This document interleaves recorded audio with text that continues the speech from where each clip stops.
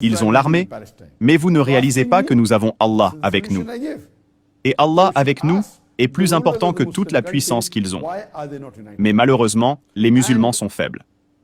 Cela me rappelle le hadith de notre prophète, que la paix soit avec lui, qui dit qu'il y aura un moment où les musulmans seront attaqués, méprisés, maltraités.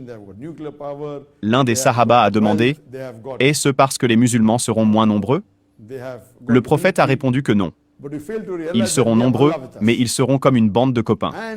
Un grand nombre mais inutile. Ils ne seront pas redressés. Allah dit dans le Coran dans la sourate Imran, chapitre 3, verset 103. Attachez-vous fermement à la voie de la corde d'Allah et ne vous divisez pas. Alors moi, ma solution, c'est d'avoir ces problèmes qui se posent. Imaginez qu'Israël soit seul et que les musulmans et les Palestiniens soient seuls à les combattre, Inch'Allah, ils les auraient gagnés sur toute la ligne. Même s'ils sont très faibles, ils sont moins bien équipés. Mais s'il ne s'agit que d'Israël et de la Palestine, je suis sûr que les musulmans, même s'ils sont moins bien équipés, même s'ils ont moins d'armées, moins d'équipements, selon moi, ils les gagneront à l'arraché.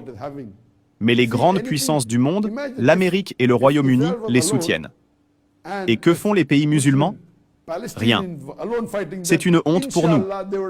Imaginez que toutes les superpuissances se rassemblent et attaquent un pays musulman qui a donné refuge aux Juifs, les a invités à rester, et maintenant, ils les chassent de la maison, et ces gens qui sont des terroristes traitent maintenant les Palestiniens, musulmans, de terroristes. Et que faisons-nous? Rien. C'est pourquoi nous, les musulmans, devons nous unir.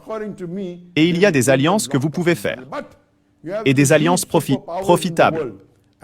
Si vous voulez faire des alliances, il faut que les pays musulmans se réunissent et fassent alliance avec la Russie ou la Chine. Si les pays musulmans s'allient à la Russie et à la Chine, je suis sûr qu'aucun de ces pays non musulmans, comme les États-Unis, le Royaume-Uni ou la France, n'a d'histoire. Le Royaume-Uni a une histoire, et la France et l'Allemagne ont une histoire qui leur a permis de gouverner environ les 2/3 du monde. Ils sont venus et ont gouverné l'Inde. Ils sont venus et ont gouverné la Malaisie. De nombreux pays dans le monde ont l'habitude d'interférer avec d'autres peuples et ils disent que nous le faisons pour leur bien. Que devrions-nous faire?